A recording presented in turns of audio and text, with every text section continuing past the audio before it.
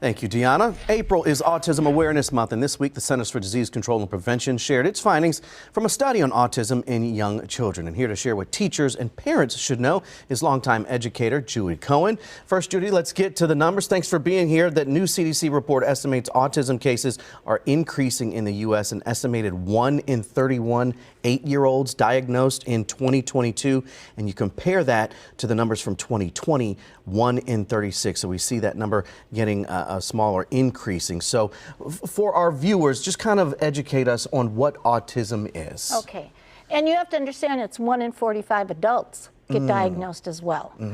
And you have to understand that autism is a neurodevelopmental disorder, and I open it in 3 parts. Communication, nonverbal, and verbal communication. And I'm talking mainly about children because that's my area.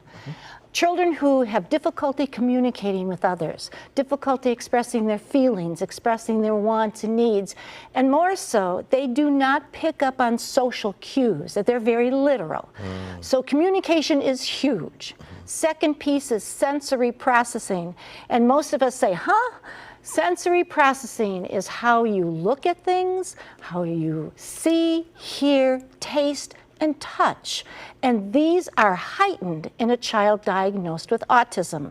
So the lights in a classroom, the noises in a school, the taste of food, clothing, they all impact a child. And of course, the third piece is educational impact. I look at autism as this humongous umbrella. And under that umbrella are very mildly afflicted to the very significantly severe. But let me make it clear that every child can be successful. They can lead a very productive life. They can be incredible students. They can graduate high school, go on to college.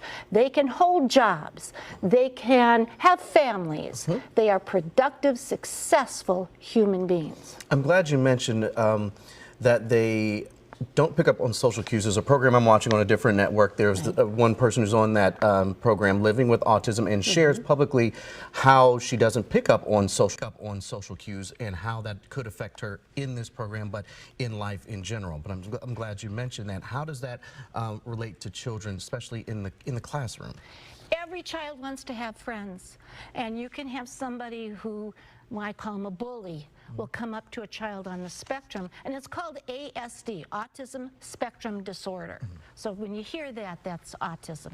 And they may say to that child, go throw that basketball in the street and I'll be your friend. Now you know that child wants to have a friend, but he's not understanding that that child might be kidding him. He might be fooling around with him, but that child might go forward Takes it and very do literally. it. Right. So what should parents and teachers, how can we help and support, and what should we know? Teachers need a chest full of resources and strategies. Who better to talk to than the parents? Parents are #1 experts. And I tell every parent of a child I work with, arrange a staff meeting with your staff at your child's school. Teach them about autism. Tell them the words that work. Tell them what triggers your child. Answer their questions, and do it every 3 to 4 months. We don't have the resources to train teachers like we should. So now parents, you become the trainer, and I guarantee you they will understand your child better. And the one thing you would say to parents? I would tell parents, whatever works at home, tell your teachers that work. Translate that to school. Translate it to school. If a child is having difficulty at school, let those teachers know, because there are strategies that can and do help a child become a very successful student. All right, very good, important information and very powerful perspective, Judy. Thank you very much.